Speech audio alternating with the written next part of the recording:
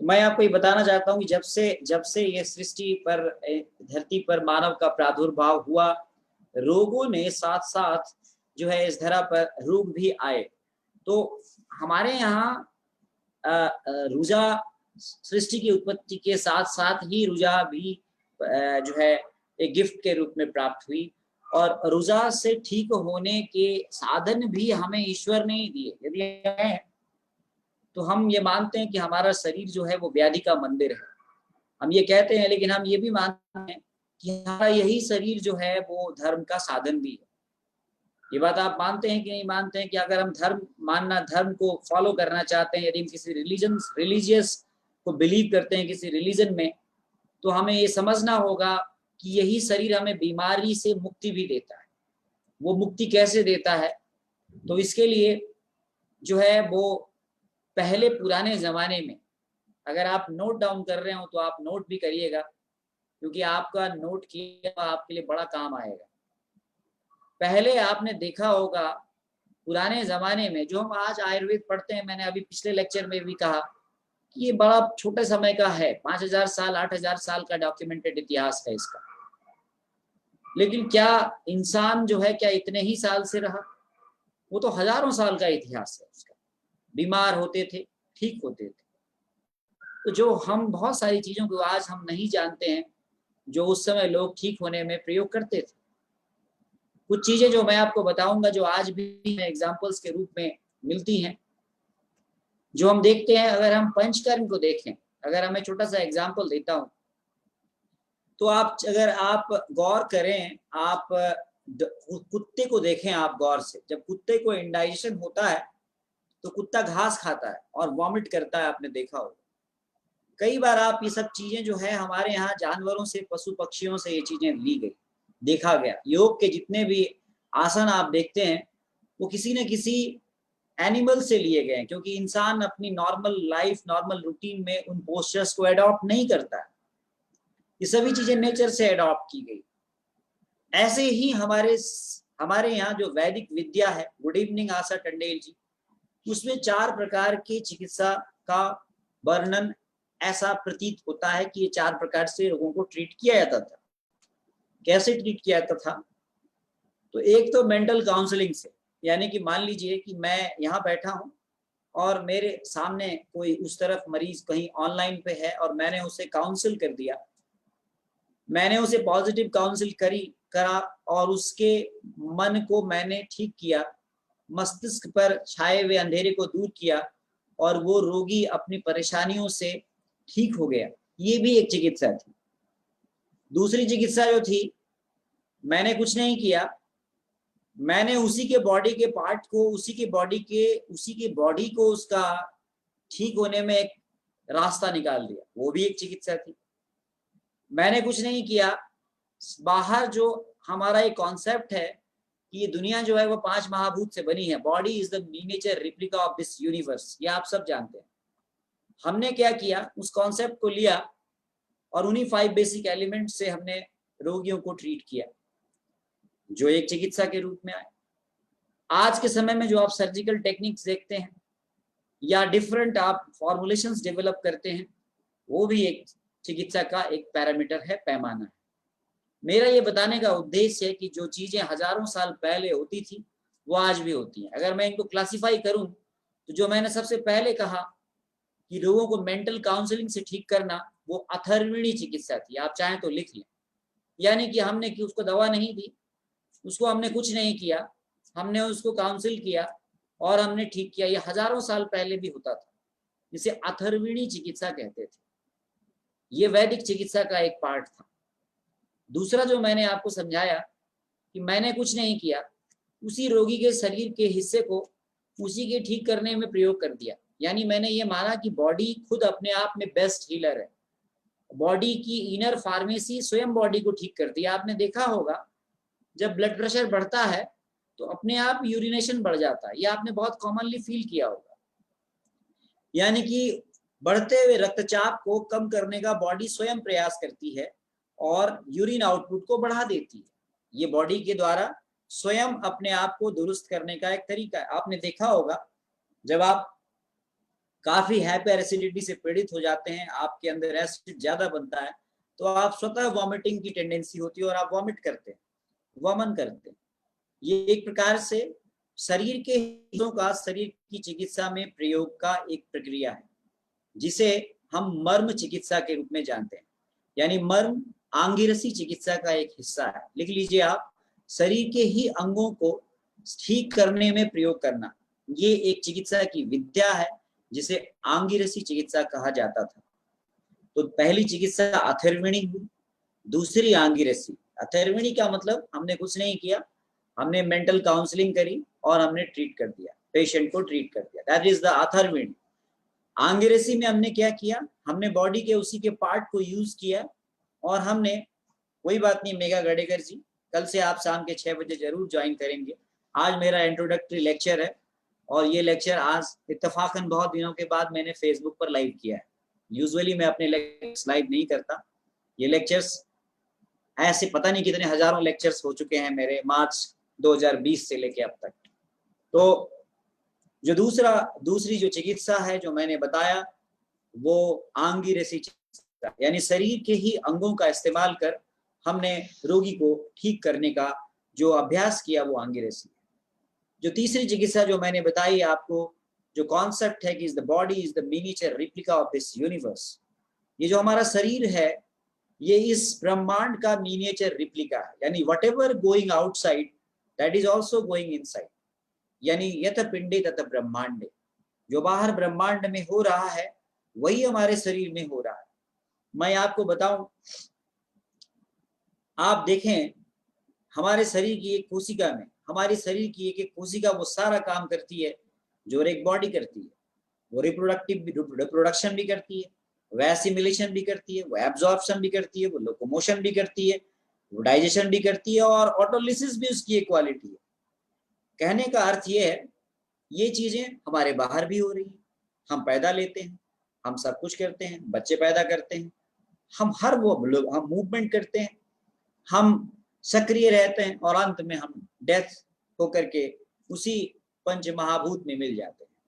यानी कि body is the miniature replica of this universe का कहने का अर्थ ये है कि हम 5 महाभूत से बने हैं। पंच महाभूत हमारे शरीर के हर कण कण में विद्यमान है और मौत के बाद फिर हम उसी पंच महाभूत में विलीन हो जाते हैं। तो इस कॉन्सेप्ट को दैवी चिकित्सा कहा जाता था, इसे दैवी चिकित्सा के रूप में जाना जाता था। यानी कि 5 बेसिक एलिमेंट्स की जो थियरी है, आज भी महाराष्ट्र में दातार शास्त्री वैद्य की परंपरा में ये चिकित्सा की जाती है, जिसे पंच भौतिक चिकित्सा कहते हैं। आप शायद महाराष्ट्र के जो लोग होंगे वो जानते होंगे कि वो किस प्रकार से इन महाभूत की बेसिस पर चिकित्सा करते हैं। ये दैवी चिकित्सा थी।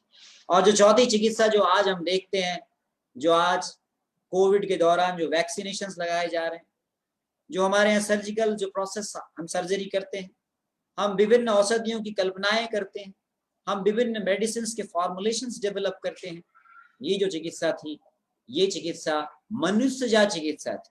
यानी इसको मनुष्य ने डेवलप किया, चाहे वो सर्जिकल टेक्निक हो महर्षि सुश्रुत के द्वारा बताई गई, चाहे वो आज की सर्जिकल टेक्निक हो, ये सारी की सारी टेक्निक्स इंसान ने डेवलप करी। तो यदि आप वैदिक चिकित्सा के समय के हिसाब से क्लासिफिकेशन देखें, तो पहली चिकित्सा अथर्वणी, यानी कि व्यक्ति की मेंटल काउंसलिंग करके ट्रीटमेंट करना। दूसरी चिकित्सा जो आंगिरसी, यानी कि व्यक्ति के अंगों को ही प्रयोग करके उसको ठीक करना, जिसके अंतर्गत जो मैं आपको पढ़ाऊंगा आगे, वो मर्म चिकित्सा। तीसरी चिकित्सा दैवी चिकित्सा, जिसमें पंच भौतिक चिकित्सा आती थी। और चौथी चिकित्सा मनुष्य जा चिकित्सा, जिसमें आज की सारी जो सर्जिकल इंटरवेंशन से लेकर के जितने भी टेक्निक्स हैं, प्रोटोकॉल्स हैं, जितने भी फॉर्मुलेशंस हैं, वो सारे के सारे मनुष्य जा चिकित्सा में आते थे। तो हम यहाँ पर आपको ये बताएंगे कि ये आंगिरसी चिकित्सा का एक हिस्सा रहा मर्म चिकित्सा। अब आपके मन में ये प्रश्न आएगा कि नवीन जोशी जी, वैद्य नवीन जोशी जी, अगर आप कहते हैं कि ये चिकित्सा थी, जो बहुत कॉमनली पहले लेक्चर में लोग पूछते हैं, लोग सोचते हैं, तो फिर ये वृहत्त्रयी में क्यों इसका वर्णन नहीं? क्यों महर्षि सुश्रुत ने केवल मर्मों को मार्यन्ति इति मर्माणि कहा, मरणम कारित्वाद इति मर्माणि कहा? जो मरने मारने वाली चीज है उसको आप चिकित्सा बता रहे हो, या आप तो बिल्कुल शास्त्र के विरुद्ध बात कर रहे हो। शास्त्रों में तो इसे चिकित्सा बताया ही नहीं गया है। ये सवाल आयुर्वेद के मूर्धन्य विद्वान आपसे पूछ सकते हैं, और ये सवाल बहुत स्टार्टिंग लेवल पर पूछा जाता है। तो मैं फिर आपको वही जो मैंने अभी इससे पहले नाड़ी विज्ञान के लेक्चर में कहा था कि जो हम आयुर्वेद आज पढ़ते हैं, चरक, सुश्रुत और वाग्भट, एक अधूरा सच है, ये डिस्टॉर्टेड सच है। ये एक ऐसा सच है जिस सच पे चारवाक का दर्शन है, जिस पर न्याय दर्शन का प्रभाव है, जिस पर सांख्य दर्शन का प्रभाव है, जिस पर बुद्ध दर्शन का प्रभाव है, जिस पर हमारे वेदों का भी प्रभाव है। यदि आप इसे अथर्ववेद का उपवेद मानते तो फिर वेद विरोधी दर्शन का प्रभाव इस पे आना ही नहीं चाहिए था, लेकिन आयुर्वेद पे तो प्रभाव है। तो इसका मतलब है कि जो आयुर्वेद हम पढ़ते हैं, ये आयुर्वेद बहुत सारे कालखंडों से गुजरा है और उसके राजनीतिक सामाजिक परिस्थितियों का इन ग्रंथों पर प्रभाव रहा है। इसीलिए हम इसे वेद का वेद नहीं कह सकते, यानी कि जो बहुत सारी चीजें जो थी ये इसमें उपलब्ध नहीं है। जिस प्रकार से मैंने कहा कि नाड़ी विज्ञान के बारे में कोई वर्णन नहीं है चरक संहिता, सुश्रुत संहिता और वाग्भट में। यदि आप कहें तो दर्शन, प्रश्न और स्पर्श में स्पर्श के अंतर्गत इसको आप ले सकते हैं, लेकिन कहीं पर वर्णन है नहीं। बाद के ग्रंथों में योग रत्नाकर ने भी इसके बारे में जिक्र किया हो तो चरक, सुश्रुत और वाग्भट में कहीं पर भी नाड़ी का वर्णन नहीं है, नाड़ी विद्या का वर्णन पूरी तरह से डिटेल में नहीं मिलता। ऐसे ही मर्म, हालांकि महर्षि सुश्रुत ने सारी विस्थान के मर्म निर्देश सारी अध्याय में मर्मों के बारे में बताया है, जिसको आपने पढ़ा भी होगा, लेकिन वहां पर यही बताया है कि ये मर्म है, इनको बचाना है, इंजरी करोगे तो ये नुकसान होगा। तो जो नुकसान करने वाली चीज को पढ़ना क्यों है भाई? जब नुकसान ही करने वाली चीज है, जिससे नुकसान होना है, कौन चाहेगा अपने रोगी का नुकसान? तो हमने पढ़ना क्यों है? इसका मतलब है कि ये पढ़ने वाली चीज नहीं है। तो फिर वैद्य नवीन जोशी जी आप क्यों पढ़ा रहे हैं? सवाल ये, न तो कहीं पर इसका चिकित्सा का वर्णन है।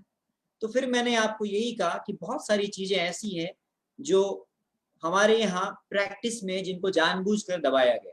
यदि आप गौर से देखें तो आज भी दक्षिण भारत में कलरी के नाम से मर्म विद्या का प्रयोग होता है। तमिलनाडु में भी इसका प्रयोग होते हैं वर्मम कलरी के नाम से।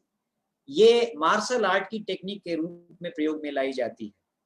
मार्शल आर्ट की टेक्निक यानी कि युद्ध कौशल की तकनीक, यानी किसी व्यक्ति पर आपको काबू पाना है तो उसके किसी मर्म स्थान पर आघात कर दो, वो धराशायी हो जाएगा, आप उस पर हावी हो जाओ। ये इस प्रकार की तकनीक के रूप में इसका प्रचार और प्रसार होता रहा। लेकिन ये इसका एक ही पहलू है, ये इसका एक अधूरा सच है। यदि हकीकत में देखें तो ये विद्या बहुत ही कामयाब थी। ये विद्या चिकित्सा के रूप में पहले से ही प्रयोग की जाती रही थी। उसका उदाहरण मैं आपको देता हूं। हम लोग देखते हैं कि आज भी अब जो लोग इस्लाम को फॉलो करते हैं, मैं उनकी बात नहीं करता, लेकिन मैं वहां पे भी देखता हूं कि जब नमाज पढ़ते हैं तो सजदा करते हैं, तो एक विशेष पोस्चर अडॉप्ट करते हैं जिससे कि कुछ मर्म स्थान स्टिमुलेट होते हैं। हमारे यहाँ हम जब ताली बजाते हैं, सत्संग करते हैं, तो भी हम अपने मर्मों को स्टिमुलेट करते हैं। हमारे यहाँ माताएं, जो बहनें या फिर जो भी पंडित है वो टीका लगाते हैं, ये भी मर्म स्थान से रिलेटेड है। हमारे यहाँ माताएं जो विवाहित स्त्रियां हैं वो अपने मांग में सिंदूर भरती हैं, ये भी मर्म स्थान से संबंधित है। हमारे यहाँ बालों को उतारते हैं तो यहाँ पे पीछे इतना बड़ा छोड़ देते हैं बाल का हिस्सा, ये भी मर्म से संबंधित है। हमारे यहाँ शंख बजाते हैं, ये भी मर्म से संबंधित है। हमारे यहाँ अगन्यास करते हैं, अगन्यास करते हैं ना तो ऐसा करते हैं। हमारे यहाँ वैदिक रिचुअल्स में आप देखेंगे अगन्यास करते हैं तो इधर ऊपर शिखा टच करते हैं, फिर ये कंधे को ऐसे टच करते हैं। क्यों टच करते हैं? ये भी मर्म से जुड़ता है। हमारे यहाँ अगर पूजा करते हैं तो कलाई में कहते हैं गुरुजी जरा धागा बांध दो, ये भी मर्म से जुड़ता है। हमारे यहाँ बहनें भाई को रक्षा सूत्र बंधन करती हैं, क्यों राखी क्यों कलाई पर ही बांध जाती है, ये भी मर्म से जुड़ता है। हमारे यहाँ उपनयन संस्कार करते हैं तो एक धागा बांधते हैं कान के पीछे, ये भी मर्म स्थान से जुड़ता है। फिर मिला के आप देखेंगे तो कई सारी चीजें जो हम लोग प्रैक्टिस में करते हैं, इन्हें हमने केवल और केवल अपने रिचुअल से जोड़ दिया, जबकि ये रिचुअल से नहीं जुड़ा है। इन सब का कहीं ना कहीं कनेक्शन हमारे स्वास्थ्य से है। तो मैं आपको आने वाले लेक्चर्स में, चूंकि आज मेरा पहला लेक्चर है ये, तो मैं केवल आपको ये बताऊंगा कि ये एक चिकित्सा की विद्या थी। अब आप कहेंगे कि सर वही बताइए, फिर चिकित्सा की विद्या थी तो इसको फिर डॉक्यूमेंट क्यों नहीं किया गया, क्यों इसका वर्णन चिकित्सा के ग्रंथों में नहीं आया? तो अब मैं आपको बताता हूं, जो हमारे वेद थे, वेद में कई जगह पे इसका वर्णन है, और इवन छोटे छोटे जो ग्रंथ हैं जिनको लोग आजकल फॉलो नहीं करते, ध्यान नहीं देते, उन पे इन मर्म स्थानों का वर्णन है। और उनमें मैं आपको आगे जब पढ़ाऊंगा तो मैं सारे ऐसे संदर्भ दूंगा जिसके आपको लगेगा कि यार ये तो गजब की नॉलेज है। तो ये अगर चलिए ये भी मैं छोड़ देता हूँ, मैं बात, चूंकि आज एक जनरलाइज डिस्कशन है, मैं आपको परिचय दे रहा हूँ। आपके मन में सवाल आएगा कि ये चिकित्सा कैसे है। पहला सवाल, आप महर्षि सुश्रुत के द्वारा इन मर्मों के जो नाम दिए गए हैं, यदि आप इन पे गौर करें, महर्षि सुश्रुत ने एक मर्म का नाम अधिपति लिखा है, अधि का नाम सुना होगा आपने। एक मर्म का नाम सीमंत लिखा है। एक बार बताइए, अधिपति एक शब्द है जिसका अर्थ होता है राजा, किंग, रूलर, गवर्नर। कहते हैं ना लंका अधिपति रावण, तो अधिपति नाम देने की जरूरत क्या थी? अगर यही कहना था कि भाई मर्म तो नुकसान पहुंचाते हैं, कुछ और भी नाम दे देते। यानी राजा कह रहे हैं हम, और हम यही कह रहे हैं कि राजा नुकसान पहुंचाता है। बात कुछ जम नहीं रही। हम तलहृदय नाम दे रहे हैं, हम नाम मर्म का तलहृदय दे रहे हैं, और हम कह रहे हैं कि वो नुकसान पहुंचाता है। बात कुछ जम नहीं रही। हम मर्म का नाम क्षिप्र दे रहे हैं, कह रहे हैं कि इंस्टेंट, क्षिप्र का अर्थ है तत्काल काम करने वाला, और हम कह रहे हैं कि ये कालांतर प्राण हर मर्म है। बात कुछ जम नहीं रही। ये तो वही बात हो गई कि किसी का नाम नवीन हो मेरा और मैं नए नए काम ना करूं, तो ये बात कुछ जमेगी नहीं ना आपको। इसीलिए कहने का अर्थ है कि नाम उसका ऐसा दिया और कह दिया गया मारियंती थी मरमाणी। इसका मतलब है देयर इज समथिंग हिडन, कुछ चीज छुपाई गई। तो होता क्या है कि ये विद्या मार्शल आर्ट की टेक्निक के रूप में इस्तेमाल की जाने लगी। लोगों ने, क्योंकि आप जानते होंगे उस समय जो स्थितियां थी, परिस्थितियां थी, बहुत छोटे छोटे कबीलों में लोग बटे हुए थे। लोग अपनी जमीन को आगे बढ़ाने के लिए, अपनी सत्ता को आगे बढ़ाने के लिए एक दूसरे पे हमला करते थे। आप चाहे आप मुगल काल देख लें या उससे पहले जो तमाम सारे जो डिफरेंट डिफरेंट यहाँ पर जो शासन रहा इस एरिया में, छोटे छोटे रजवाड़ों में ये एरिया बटा हुआ था और आपस में हमले करते थे एक दूसरे के। इवन महाभारत का जो पूरा युद्ध है वो जमीन के एक टुकड़े के लिए हुआ, और वहां पर भी कई जगह पर वर्मम शब्द का उल्लेख हुआ है। वहां पे कई जगह ये मेंशन हुआ है कि इस योद्धा का ये वर्मम है, इस पर हमला करो, ये उसके बाद आप इस पर ओवर पावर कर सकते हो। इस प्रकार से इसको एक्सप्लोर किया गया। यानी जो चीज हमारे, जिसका एक पॉजिटिव एस्पेक्ट था, उसका एक दूसरा ही एस्पेक्ट सामने आया, यानी कि इंजरी करो, नुकसान करो। इसीलिए डर इस बात का था कि इस विद्या के दुरुपयोग बहुत चांसेस थे, बहुत ज्यादा ये था कि कोई व्यक्ति गर्दन के कुछ मर्मों को दबा के नुकसान कर सकता है। कोई व्यक्ति जो है वो मर्म स्थानों पर आघात करके कहीं ना कहीं नुकसान पहुंचा सकता है। इसीलिए इसको जो नेगेटिव चीजें हैं वो ज्यादा एक्सप्लोर होती हैं। आप जानते हैं इंसान की फितरत है कि नकारात्मक चीजों को ज्यादा वो जो आगे एक्सप्लोर करता है। जैसे न्यूक्लियर वेपन्स को ही आप ले लें, तो न्यूक्लियर वेपन्स के नेगेटिव इम्पैक्ट्स को ज्यादा लोग जानते हैं। ये लोग जो चर्चा नहीं करते कि न्यूक्लियर वेपन्स से हम एनर्जी बना सकते हैं, ये एक ऐसा ही नॉलेज था। इस नॉलेज का जो पॉजिटिव एस्पेक्ट था उसको हाइड आउट किया गया, उसको छिपाया गया, उसको दबाया गया, उसको अपने अपने पीढ़ियों में या फिर अपने जानने वालों में, अपने शिष्यों में उसको बांटा गया, और जो उसका नेगेटिव एस्पेक्ट था उसको बहुत प्रचार प्रसार दिया गया, जिससे वो मार्शल आर्ट की टेक्निक के रूप में डेवलप हो गया। जो आपने एक पिक्चर भी देखी होगी हिंदुस्तानी, कमल हसन उसमें जो थे वो मर्म के कलरी मर्म के बड़े एक्सपर्ट थे, और वो इस प्रकार से वाइटल पॉइंट्स पर इंजर करके वो तमाम सारे लोगों को ओवर पावर करते थे। अब आप कहेंगे कि सर ये फिर नॉलेज फिर आई कहाँ से? जो आप पढ़ाएंगे हमें वो कहाँ से आपने उसको लिया? देखिए मैंने कुछ भी नहीं लिया, ये नॉलेज ऑलरेडी थी। ये नॉलेज विभिन्न जगह डिस्टॉर्टेड थी, बहुत ज्यादा फ्रेगमेंटेड थी। इस नॉलेज को फ्रेगमेंटेड करके इसको ऑर्गेनाइज करने में कुछ हमारे गुरुजनों ने, कुछ हमारे आचार्यों ने काम किया, और ये बहुत सालों की उनकी प्रैक्टिस के बाद ये सभी चीजें आप और हम सीख पाए। इसमें हम अपनी पहली क्लास में हम अपने गुरु प्रोफेसर सुनील जोशी का नाम जरूर लेना चाहेंगे, क्योंकि मैंने मर्म उन्हीं से सीखा है। मैं मास्टर ट्रेनर रहा हूँ, उनके अंडर में ही मैंने मर्म चिकित्सा सीखी। तो मैं जो भी पढ़ाऊंगा आपको ये सारी चीजें उन्हीं के द्वारा बताई गई है और समझाई गई है, और उनके प्रायोगिक अनुभवों से हम लोगों ने सीखा है लगातार। तो ये आप जो पढ़ेंगे आगे वो आप केवल और केवल यहाँ हम कहीं भी आज मैं केवल बता रहा हूँ कि मर्म जिसको आपने जाना है वो मारियंती इति मर्माणी के रूप में सुश्रुत ने उसको परिभाषित किया है। मरणम कारित्वात् इति मर्माणी के रूप में महर्षि सुश्रुत ने उसको परिभाषित किया है, यानी कि शरीर के वो हिस्से जहां पर आघात होने से व्यक्ति की मौत हो जाए, व्यक्ति मौत के करीब चला जाए, वो हिस्सा मर्म स्थान कहलाता है। लेकिन हम आपको अब कल से ये बताएंगे कि नहीं, ऐसा नहीं है, ये गलत है। मर्म वो स्थान है जहां पर मांस, सिरा, स्नायु, अस्थि और संधि का सन्निपात होता है और प्राण का निवास होता है। प्राण एक ऐसी शक्ति है जिसकी वजह से हम जीवित हैं। यदि प्राण नहीं है तो वो शरीर निर्जीव है, और निर्जीव शरीर में ना तो हम मर्म की बात करते हैं, ना हम नाड़ी की बात करते हैं।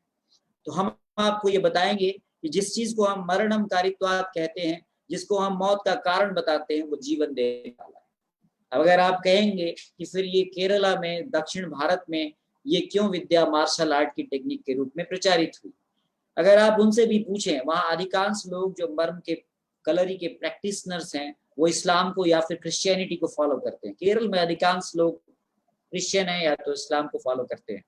मैंने उनसे पूछा कि आपके गुरु कौन है, ये जो विद्या है आपके इसके गुरु कौन है, तो उन्होंने बताया कि इसके जो गुरु हैं, आपने शायद नाम सुना है, नहीं सुना है, अगस्त को वो अपना गुरु मानते हैं। और अगस्त की अगर आप हिस्ट्री देखें तो अगस्त नॉर्थर्न इंडिया से साउथ इंडिया गए थे। अगस्त की वो संहिता, अगस्त संहिता की बात करते हैं और कहते हैं कि हमने ये पॉइंट्स, ये बिंदु वहीं से सीखे हैं। और अगस्त जो थे वो यहीं उत्तर भारत से दक्षिण भारत गए थे, और अगस्त भी जो थे वो शिव के भक्त थे, यानी उन्होंने भी ये नॉलेज जो है वो शिव से ही लिया था। यानी अल्टीमेटली द नॉलेज के जो इनकारनेटर हैं वो शिव रहे हैं। प्रमोद मिश्रा जी 7 बजे से क्लास होगी एडवांस की, आपका बहुत बहुत स्वागत है। एडवांस की क्लास 7 बजे।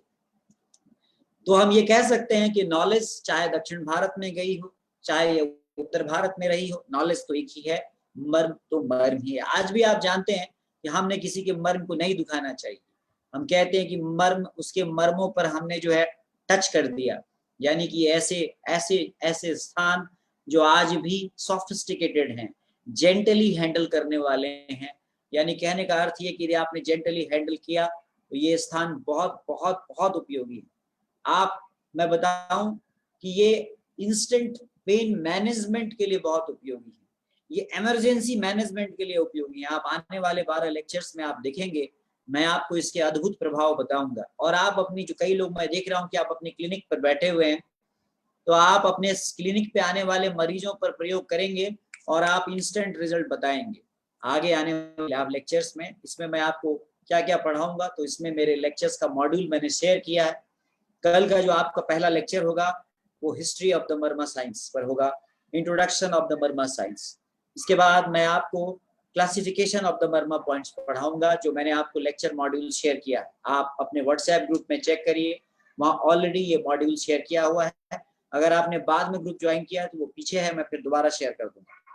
तीसरे लेक्चर्स में मैं आपको हेड रीजन के मर्मा पॉइंट्स बताऊंगा, उनका आइडेंटिफिकेशन, उनका लोकेशन और उनका क्लिनिकल इंपॉर्टेंस।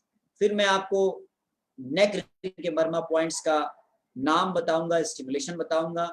बैक में मैं एक मर्म, अंश मर्म के बारे में आपको बताऊंगा, उसका आइडेंटिफिकेशन, लोकेशंस बताऊंगा। फिर मैं अपर एक्सट्रीमिटीज के मर्म आपको सारे आइडेंटिफिकेशंस, लोकेशंस और उसका क्लिनिकल इंपॉर्टेंस बताऊंगा। फिर मैं लोअर एक्सट्रीमिटीज के सारे मर्म का आपको आइडेंटिफिकेशंस, लोकेशंस और क्लिनिकल इंपॉर्टेंस बताऊंगा।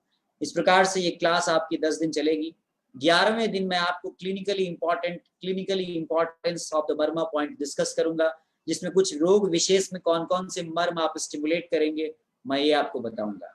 और इस प्रकार से 11वें या 12वें दिन आपको एक असेसमेंट लूंगा और फिर आप एडवांस में जाएंगे। तो ये मैंने आपको परिचय दिया, आपको मैंने थोड़ा सा बताया कि ये चिकित्सा की विद्या है, न कि ये इंजरी और आघात करने वाली मार्शल आर्ट की टेक्निक है। पहले लेक्चर में आपके मन में एक प्रश्न आ सकता है, जो शायद आप में से किसी ने नहीं पूछा है, कि ये एक्यूप्रेशर से कैसे अलग, ये आपके मन में आ सकता है कि ऐसी ही विद्या जो दबा दबा के करने वाली एक्यूप्रेशर और एक्यूपंक्चर भी है। एक्यूप्रेशर और एक्यूपंक्चर से ये कतई अलग है। एक्यूप्रेशर और एक्यूपंक्चर की मदर है, आप कह सकते हैं। ये किसी भी प्रकार के फॉरेन इंस्ट्रूमेंट्स, किसी भी प्रकार के फॉरेन एलिमेंट से हम किसी के मर्म बिंदु को नहीं प्रेस करते हैं। दूसरी चीज, हाजरा जी और नीरू जी आप लोग यहाँ ज्वाइन करते हैं, ये स्पर्श द्वारा की जाने वाली चिकित्सा है। यदि आपने इसको किसी पिन से या किसी मैनुअल मेथड से, इंस्ट्रूमेंट से आपने रिप्लेस किया तो ये मर्म विद्या रहेगी ही नहीं। यानी कि there is no any foreign instruments, needle और any type of physical trauma is given by the marma chikitsak to the patient. तो हम कोई ट्रॉमा नहीं देते, हम कोई इंस्ट्रूमेंट यूज नहीं करते, हम कोई निडल यूज नहीं करते, हम कुछ भी फॉरेन यूज नहीं करते। तो इस प्रकार से ये क्या है, ये एक्यूप्रेशर नहीं। एक्यूपंक्चर क्या है, आप जानते हैं, वहां नीडल से क्या करते हैं, पंक्चर करते हैं।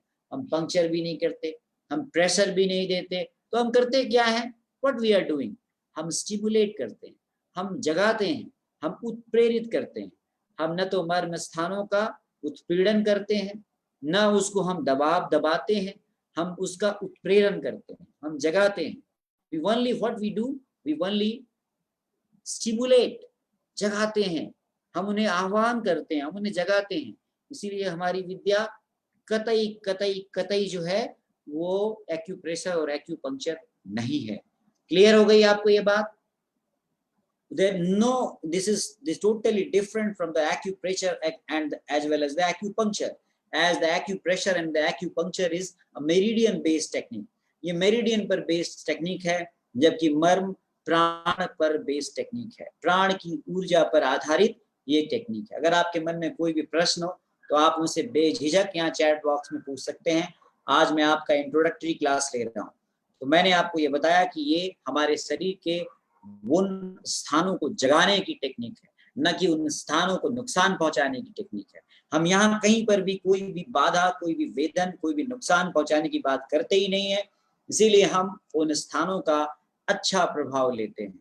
देखिए, हर चीज का दो आपको रिजल्ट मिलता है। आपने देखा होगा, जो चीज ज्यादा आपने देखा होगा कई बार, बहुत सारी चीजें ऐसी होती है, जैसे आपने देखा होगा कैंसर के लिए जो दवाइयां हर्ब्स यूज में आती हैं, वो दवाइयां अगर आपको डायरेक्ट दे दी जाए सामान्य व्यक्ति में तो नुकसान करती है, लेकिन वही एंटी कैंसरस होती है। तो यदि आपने ये बताया गया है कि किसी भी संसार में जो भी द्रव्य है वो औषधि के रूप में है, यदि आपको उसका सही यूज, सही समय और सही प्रकार की मात्रा में प्रयोग पता नहीं है तो वो जहर है, और वही जहर दवा के रूप में भी काम करता है। तो मर्म को आप ऐसे ही समझिए, यदि हम मर्म को जानते हैं, मर्म को समझते हैं, मर्म की चिकित्सा को सही तरीके से समझते हैं, तो ये हमारे लिए एक बहुत बड़ा ट्रेजर है। और यदि इसका हम गलत प्रयोग करते हैं, गलत उपयोग करते हैं, गलत स्टिमुलेशन देते हैं, तो it is a very dangerous point, it is a very dangerous. तो हम यहाँ पर डूज एंड डोंट्स भी बताएंगे, कोड ऑफ कंडक्ट भी बताएंगे, सब कुछ बताएंगे। तो आज मैंने आपको एक ब्रीफ इंट्रोडक्शन दिया, मैंने मर्म के बारे में आपको बहुत स्मॉल इंट्रोडक्शन दिया।